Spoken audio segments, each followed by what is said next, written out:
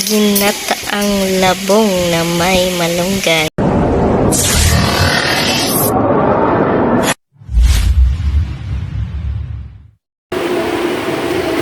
So, shall we start mga kasarye? Ito yung tambo. Ito po ay nalaga na po siya. So, and fresh from palengke. Sakto yung pagdating namin, nag-slice pa lang. Hindi pa siya nabababad sa tawas or kung ano man. So, ito po yung gata, yung kakang gata. At ito ang malunggay para may kulay rin ang ating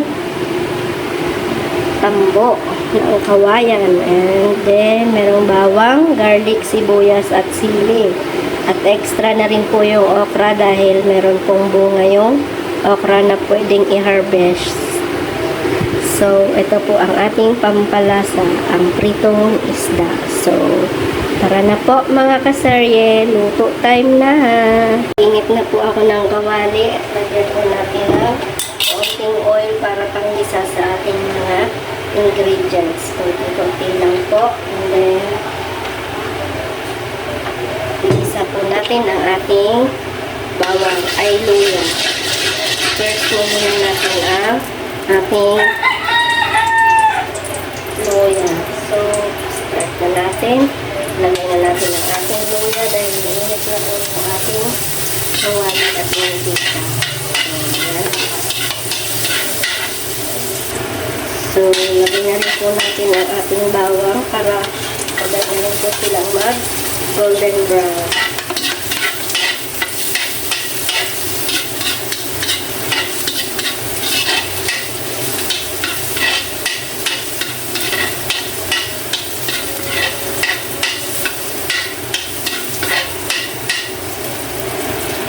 So, lagay na rin po natin ang ating onion.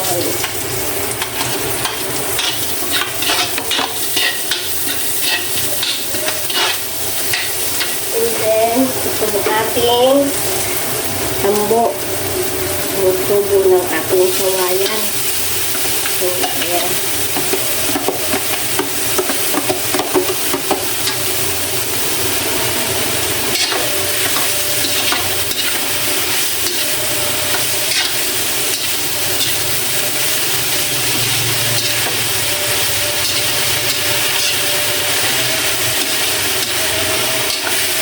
Tagal na ako hindi nakakain ito mga kasarye.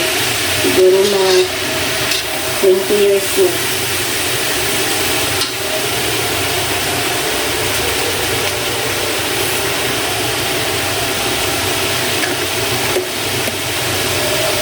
Lagyan natin ng karak na paminta. Ayan. Then, isunod na po natin itong ating pangalawang sinigang gata. Para mapakuluan po natin itong ating bamboo. Actually, napuluan naman na po yan. Pero papakuluan po natin ulit. At kasama yung isda. So, inilex na po natin sa paglalagay yung ating prinitong isda.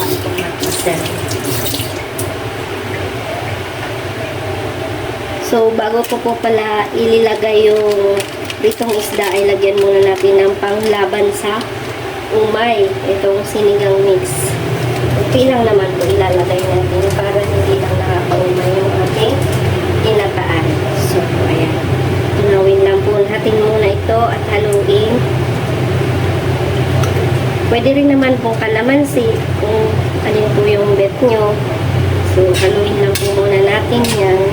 So, mamaya na po tayo maglalagay ng salt dahil may lasa na po yung ating sinigang mix at yung prito po natin ay may asin na. So, papa-absorb muna natin yung ating prinito bago tayo maglagay ulit ng salt kung tama na yung timpla or kulang pa. So, lalagay na po natin yung pritong isda. So, isinantabi ko po muna yung ating mga bamboo. So, mga ulo lang po siguro ilalagay natin at yung mga buntot ay atin na lang po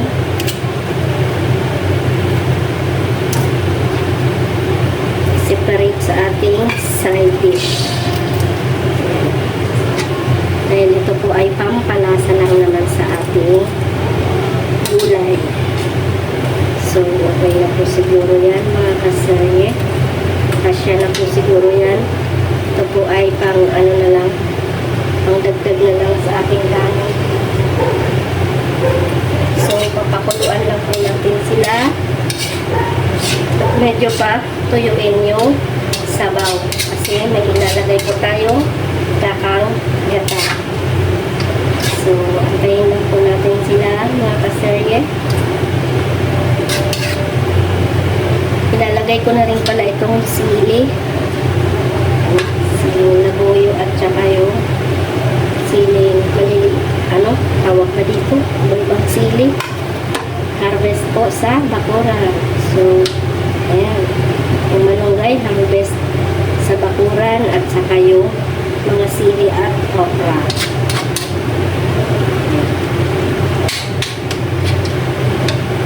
Sobrang tagal ko nang hindi nakatikim nito. Yung kasi sa Romblon, nung bata pa ako, lagi kaming nangunguha nitong bamboo. Pag nakakarami kami ng kuha, minsan binibenta namin. Kung ako'y elementary pa lamang.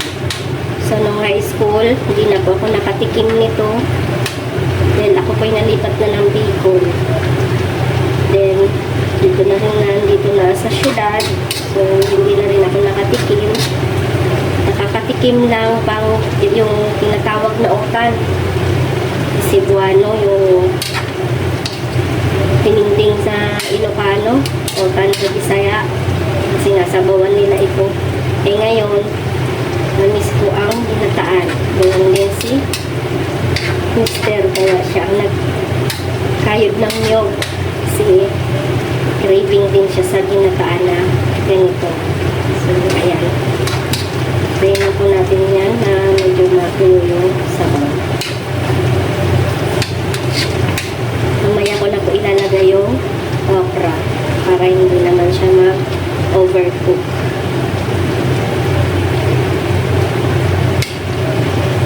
So, let's wait lang po ng kaunting mga minuto, mga kaserye. So, ito na ako mga kaserye. Akin na po muna siyang haluin. Ayan. Babalikan na natin ang kanilang mundo. Ayan, mga kaserye. Pinagdagan pa natin isang buntot ng isda. Additional.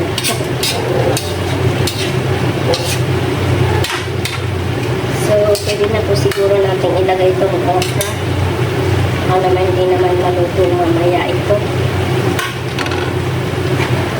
Pero pag naluto naman na siya agad, pwede naman natin siyang hanguin at i-separate na muna. Set aside po muna natin. So, ayan.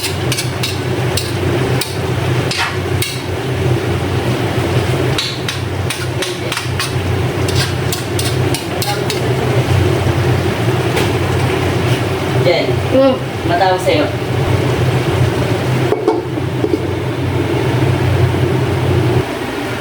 So, let's check it na po, mga kaserye. Ayan, marami pa pong sabaw.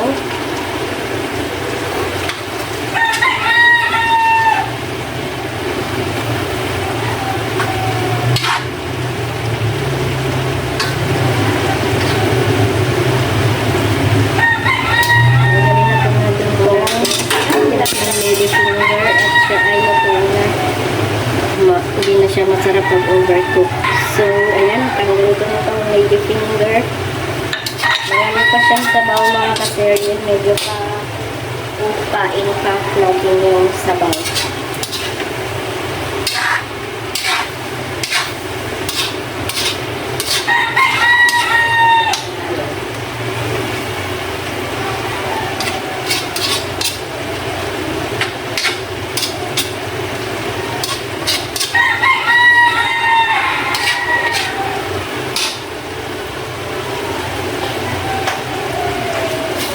Lagay na po natin yung malunggay. Parang makarami ata. Ito lang kaya ito.